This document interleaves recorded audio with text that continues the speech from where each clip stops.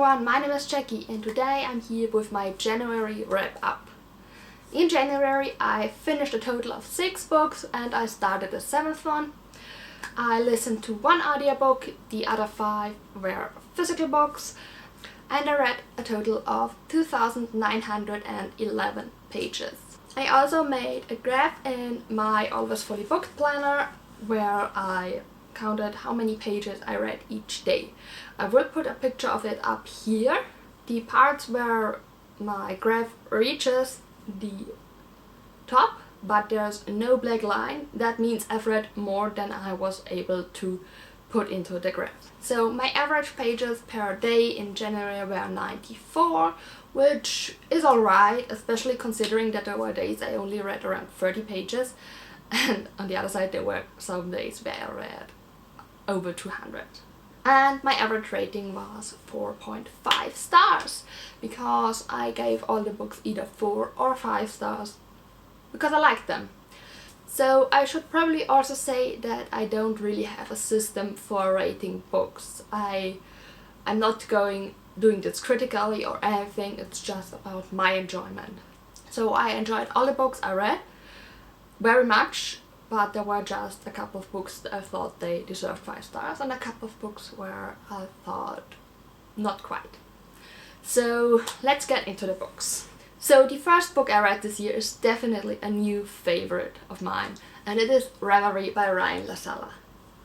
This is a queer urban fantasy and it's so amazing.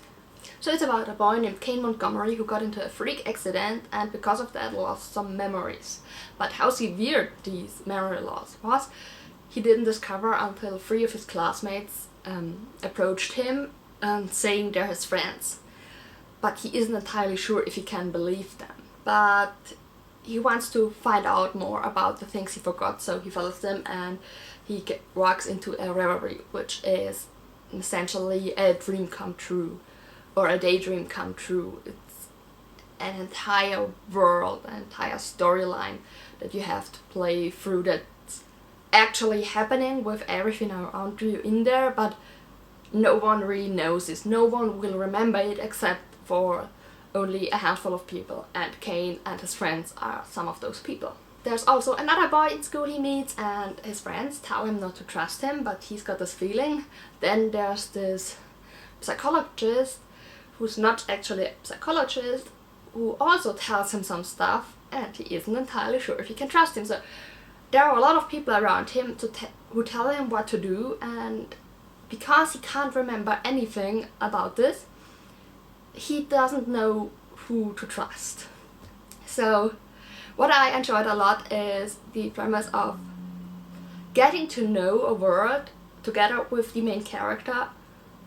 But the main character actually did already know this world, did already know everything, but forgot, which was a really interesting concept for me and made for some really interesting dynamics, because of course the friends expected him to act a certain way, to be a certain way, because they knew him, but without his memories, of course, he is a little bit different. So they were frustrated because he's not who they remember, and he's frustrated because they constantly expect him to be someone he isn't. So that was a really interesting dynamic, a really interesting relationship between all of them. And something else I really enjoyed was the idea of these reveries. It was just so these daydreams coming true, and it was such an amazing idea. It's basically an other reality inside our reality that only lives for a couple of moments or so, and then it's gone, and it's just done so amazingly. I so enjoyed this book. I got this arc actually last year at YARC and I didn't manage to read it any sooner, which is really sad because this book is so great, and I'm going to read everything Ryan LaSala will publish because it's just so amazing.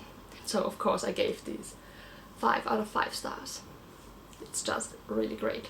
Okay, the second book I finished is The Court of Miracles by Kester Grant. This is the German edition and I actually really like the cover. So this is part Les Miserables, part Jungle Book, and a little bit Six of Crows in there, I'd say, which means it was quite interesting. So it's set after a failed French Revolution. It's about a girl named Nina who wants to save her sister from one of the crime lords, and she gets a girl named Etty to help her. But it's actually told in 3 parts. The first part, Nina is, I think, around 12 or something. Or at least she's still a kid. And that's when her sister gets taken. And she gets brought to the Court of Miracles and becomes a thief. She becomes a cat, more accurately, because the thieves are all different animals and the cats are the ones that climb into houses during the night to steal. And she's very good at that. And the second part is 3 years later, and she has Etty and tries to save her sister, and then we have another storyline 3 years later once again, but telling you these would be a spoiler, so I won't. Yeah, I really enjoyed it. Nina's relationship to her sister who got taken and to Etty was really interesting. The sister that gets taken is the elder sister, but Etty's younger than her. So she kind of starts to act like an older sister towards Etty. There are some love stories that are hinted at, but they don't make that much sense to me, since most of the characters who are part of these love stories meet each other twice, I think, and then they're kind of in love with each other, or at least they like each other, and it could become a love story. It's actually confusing, and one of them is really annoying, but kind of intriguing, so I'm not sure yet. I know there will be another book, I think. Let's see. So, yes, this is supposed to be the first book in a trilogy, so there will be something more. And yeah, I'm intrigued to see how all of this plays out. And I gave these 4 out of 5 stars. The next book I read is once again a German copy, and it's Howls Moving Castle by Diana Wynne Jones. The German editions of Diana Wynne Jones books are being re-released in these covers, and they're really beautiful. So I read this because I love the Studio Ghibli. I don't know how to pronounce it, but you know what I mean. Well, I love the movie, so I was really intrigued when we got this copy in work, and I really wanted to have it. So this is about a girl named Sophie. She's the eldest of 3 sisters, and one day there comes a witch and curses her to be an old lady. She can't tell anyone that she's cursed. So Sophie leaves her home and comes across Howl's moving castle and just gets in there, because she wants Howl to break her curse, but she can't tell him that she's cursed.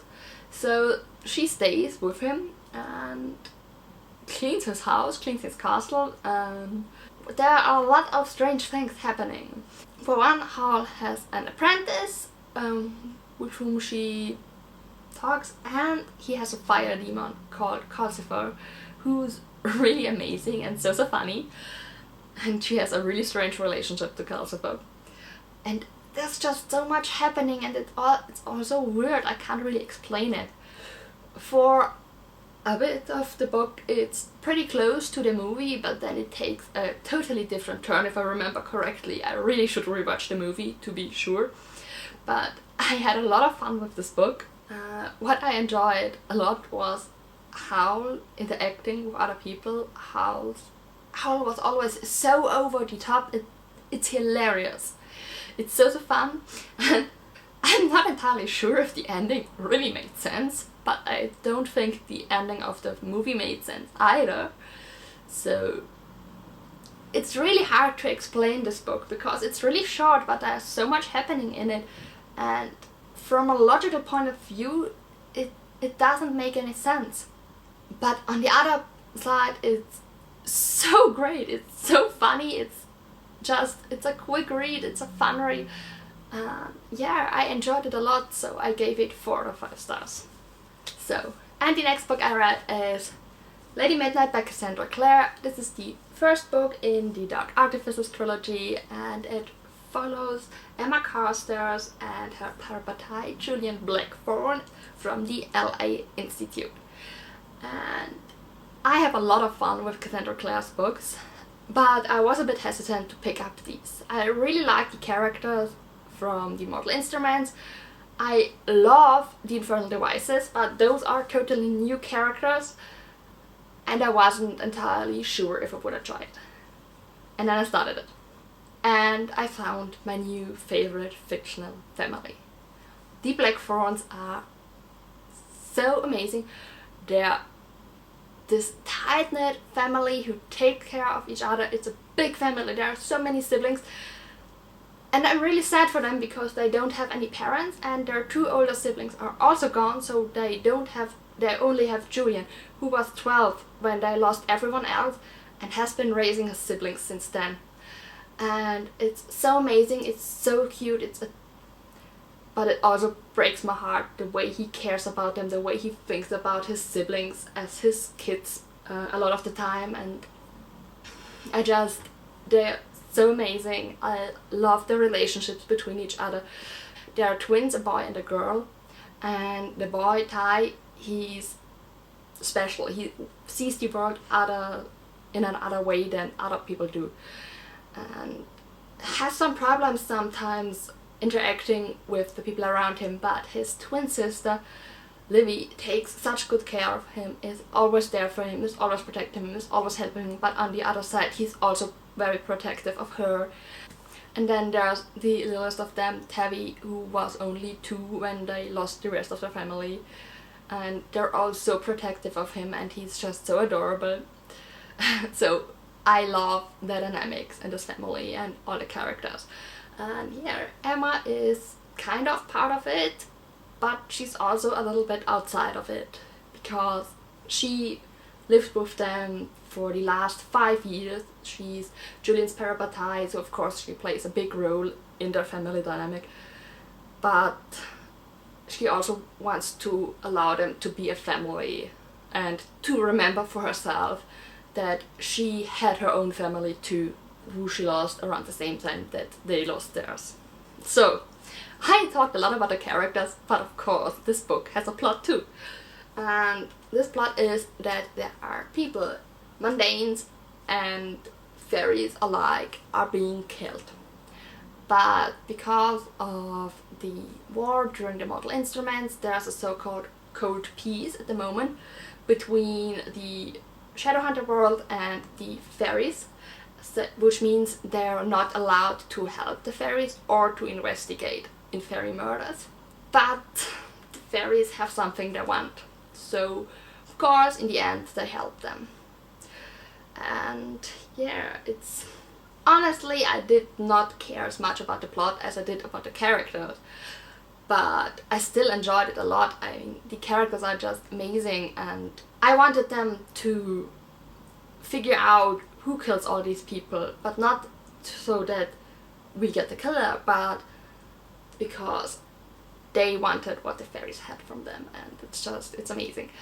The only thing I have to say is the ending was a bit strange for me. I get the idea why she's doing it like this, but it doesn't sit right with me. I don't like it, so I'm a bit scared of the second book. But on the other hand, I just want to read it and have it resolved really quickly and then never speak about it again, please. Because it's too weird. So yeah, overall I really enjoyed this book. I had a lot of fun, so I gave it 4 out of 5 stars. I keep saying I have a lot of fun with these books, but it's just the case. I had a lot of fun reading them. So another new favorite is Wishes by V. Schwab. So I started the Shades of Magic series by her. I've read the first 2 books, and while I liked it, I didn't fall in love with it. But this is something totally different. It's about Victor and Eli, who are best friends at college, and they're working on a thesis to see if they can... First, it's about if extraordinaries, or EOs as they call them, exist. EOs are people with superpowers. And then they're trying to create those people. They are trying to become EOs, both of them. And it's told in dual timelines. The first one is, of course, during their college time as friends and becoming EOs. The second one is, I think, 10 years later, and Victor just broke out of jail. and is looking for Eli. Eli, in the meantime, thinks himself the superhero and Eos are natural, so he kills Eos. And Victor, well, Victor would have been fine being the villain, but Eli takes it too far, and it's not entirely clear anymore who's the villain. Because while Victor might not have a problem technically with hurting someone, neither does Eli. But Eli thinks himself the superhero. So yeah, it's a lot. I really enjoyed this. It's very character driven. It's not that this book doesn't have any plot, but it's more focused on the characters, and everything that happens during only a couple of days in both timelines.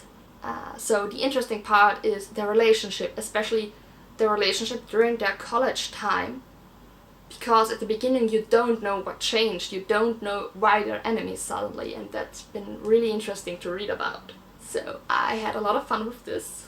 I like the ending, which is why I haven't yet started Vengeful, because I don't want anything to disturb the really great ending from this book, and I don't know what Vengeful is about. So yeah, another new favorite, 5 out of 5 stars. And the last book I finished in January was a reread, and I listened to it in audiobook. It's The Cruel Prince by Holly Black. It was my second time reading it, but the first time listening to it on audiobook, and I really enjoyed it. I really liked the narrator. So, The Cruel Prince is about a girl named Jude who, when she was little, her parents were killed by a fairy, and she and her sisters get taken into fairy and raised there. She's raised inside this world, but not really a part of it, because the fairies don't want her a part of it, but she really wants to be a part of the court of the fairy king, so that's what she's trying to do, but it's not quite working out as she wants it to be. She also has an enemy, which is Prince Carden, who's the cruelest of the princes from the court. He's her main opponent in trying to really become a part of this world. I really enjoyed it the first time reading, I really enjoyed it the second time reading. I gave it 5 out of 5 stars, just like the first time, because I had a lot of fun with this. Also, what I forgot is, what's very interesting is the relationship between the characters. So, Jude and her sisters, who have so different opinions on Fairyland and if they should stay and how they should stay and what they should do, was really great. And also between Jude and Carden, their relationship is very complicated and complex, and it's just really great. And just to mention it once, because I nearly finished it in January, I also read The Starless C by Erin Morgenstern. I don't have a physical copy on me because I borrowed it from my co-worker, but I will put the cover up here. And yeah, I was nearly finished with it, so I'm going to tell you real quick that I really enjoyed it. That I like the characters and the very whimsical writing style.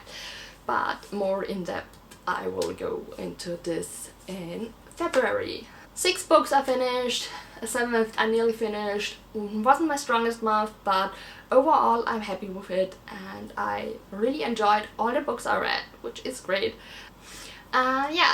If you have read any of these books, let me know down below what you thought about it. I would love to chat to you about some of these books, and I'll see you in the next video.